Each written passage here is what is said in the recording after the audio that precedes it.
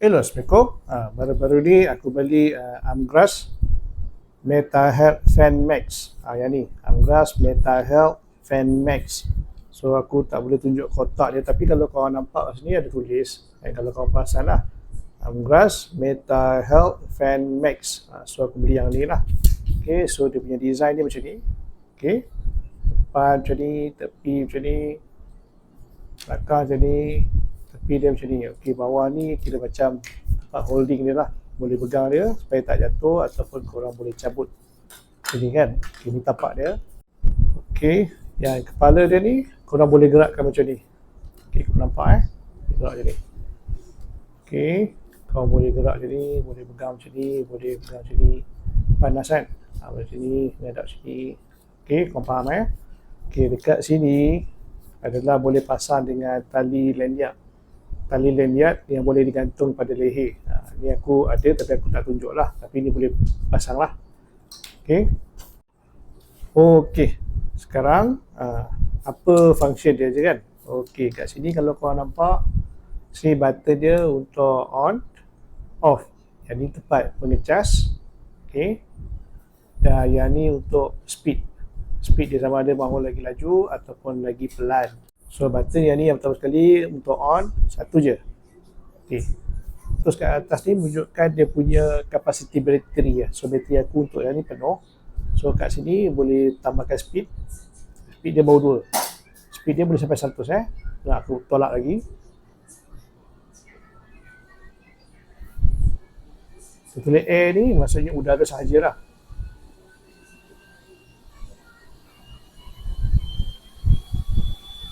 Lagi laju, kau akan dengar bunyi kan.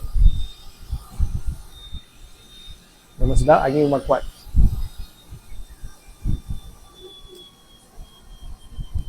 Okay. Yang ni, switch kat sini, korang boleh tolak lagi satu. Tadi kita off kan. Dan then kita tolak macam ni, untuk turn on dia. Kalau tolak lagi satu lagi, untuk penyejukkan dia.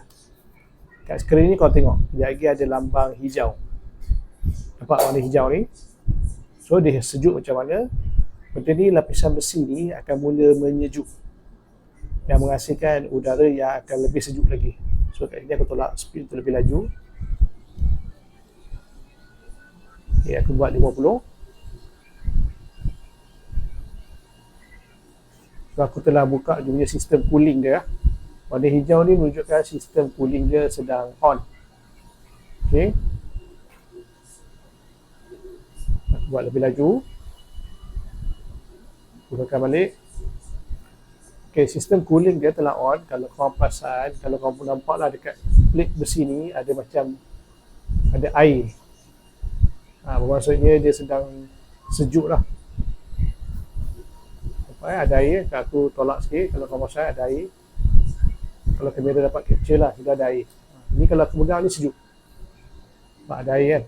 Sejuk. So bila berguna ni, berguna dia waktu kalau korang jalan-jalan ke tempat panas, memang sangat berguna lah. So aku baru-baru ni pergi camping, dan bila naik ke dalam camping, naik panjang gunung, panjang bukit, memang badan akan jadi panas, dan benda ni sangat membantu. Aku dah pakai, dah percayalah memang sangat membantu. Bukan bantu masa sejuk, tapi membantu dapatkan angin ketika badan sedang macam hangat ataupun panas untuk buat aktiviti yang berat kan. So benda ni membantu. So kalau nak laju pun boleh. Okay, pusing pun boleh. Macam ni. Yang ni gantung pada leher kan. Lepas tu yang ni ngadap ke muka. Memang best. Okay, buat. Ya, buat macam ni semua boleh. Kalau ataupun korang boleh letak kat sini, jadi tapak dia, tripod dia macam ni. Okay. Okay. Okay. So kepada korang yang berminat nak dapatkan Amgras Meta Health Fan Max yang macam ni, sila klik link yang diberikan. Okay, bye.